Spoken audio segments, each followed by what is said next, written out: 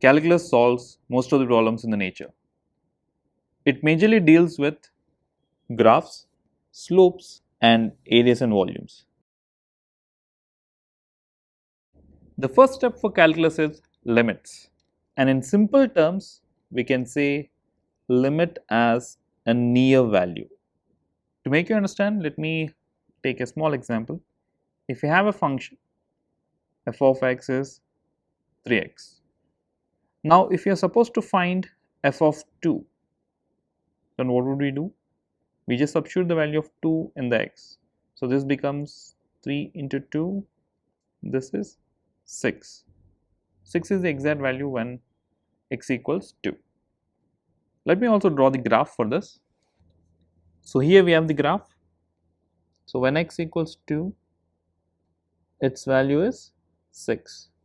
Now what if I want to find a value slightly greater than 2? So if I take a small value over here, something like 2.00003, I want this particular value, then your result will be somewhere over here, isn't it? Very close to the value of 6.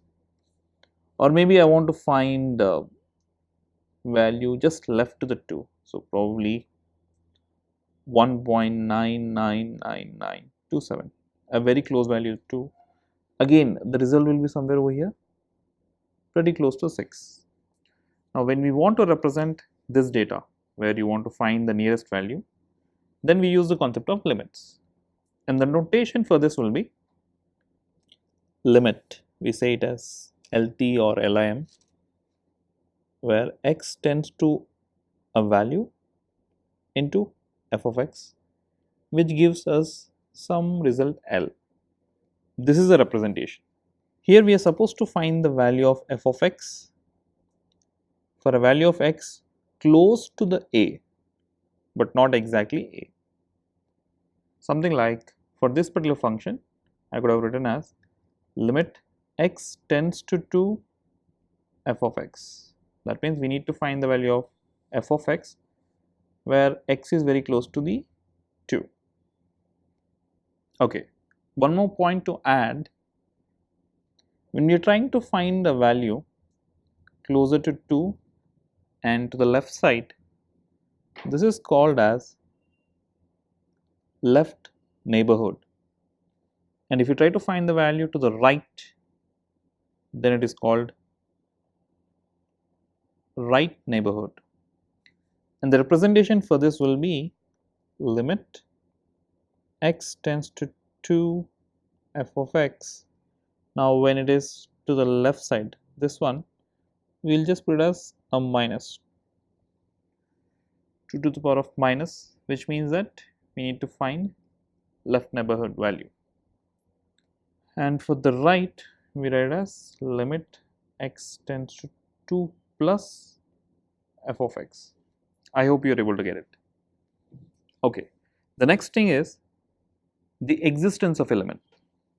That is, when do we say that the limit exists? And the condition for this is when we take the left hand limit and when we take the right hand limit, if these two are equal, then we can say the limit exists. And very important to note, this is irrespective of the value of f of a. It means that if this condition satisfies, that's it. We can directly say that limit exists. We don't need to really worry about what is the value of f of a. Alright, this much basic is enough. Let's quickly get into the problems to understand the concept. Here we have the first question. If f of x is sine x, find the value of limit x tends to pi by 2 sine x. It is always a good practice to draw the diagram for clear understanding. So let me draw the diagram for sine x graph. So here we have the sine x graph. This is 0, pi by 2, and this is pi, and the maximum value is actually 1. It's pretty clear from the diagram. The value of pi by 2 is 1, but we don't need the value of pi by 2. We just need the left hand neighborhood and the right neighborhood. And because it's a continuous graph, by looking at the graph, we can directly say the value exists and also the value is 1. So I can write this as limit x tends to pi by 2 left neighborhood of f of x is equal to the limit x tends to pi by 2 or right neighborhood. These two are equal, and because it's a continuous function, this also equals to the value of pi by 2 f of x, which is 1. Let's try one more question.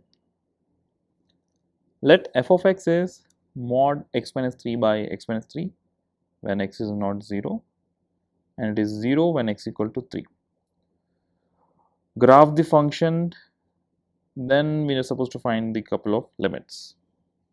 So in the question itself they mentioned to draw the graph, so let's do that first. Let's take some sample data, plot the graph. Let me take 0. When I substitute 0 in this becomes 3 by minus 3, so it is minus 1. So probably over here. Then we substitute minus 1,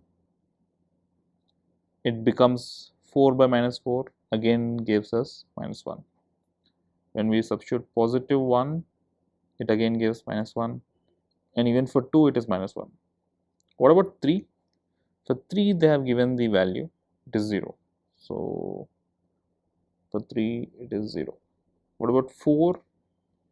4 it gives positive 1, for 5 positive 1. So when I connect the dots, the graph looks something like this. That is, when x is 3, this is 3, the value is 0.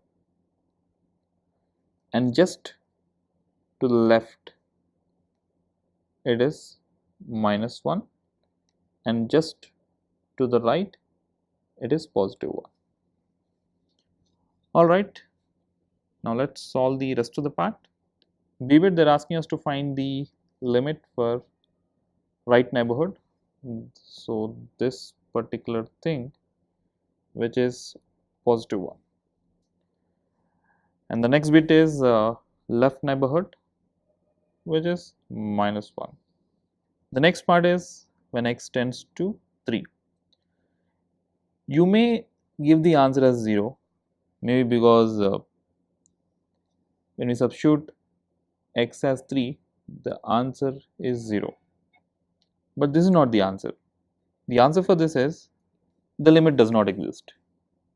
The reason is the left neighborhood and the right neighborhood are not equal. Therefore, limit does not exist. So don't fall into the trap of marking the answer 0. It is not. Alright, let's do one more question. Let f of x is x plus 3 when x greater than 0 and it is 5 when x is 0, and it is x square plus 3 when x is less than 0. We are supposed to find the limit when x tends to 0. Again, to understand this, let's draw the graph. Okay, here is the graph. So for x greater than 0, so this part we have the function x plus 3. So it's a linear function, so I can draw it as a line. For x is 0, we have the value as 5. So we have marked it over here. When x less than 0, that is this part, it's a quadratic equation, therefore I have drawn a parabola, the half parabola. Alright, now we are supposed to find x tends to 0.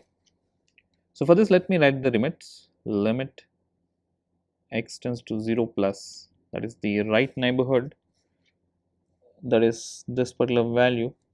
We can clearly see from the graph it is 3. Then x tends to 0 minus, that is the left neighborhood, this particular value, it's again 3. Then we are supposed to find limit x tends to 0 f of x. Now from these both, I can directly write the answer as 3, irrespective of the value of f of x, which is actually 5. So whenever you see a function Don't bother about what is the value of x. We don't need this. We're only concerned about what happens right side of the function and left side of the function. And clearly we can see to the right the value is 3 and to the left the value is 3. Therefore, the answer is 3.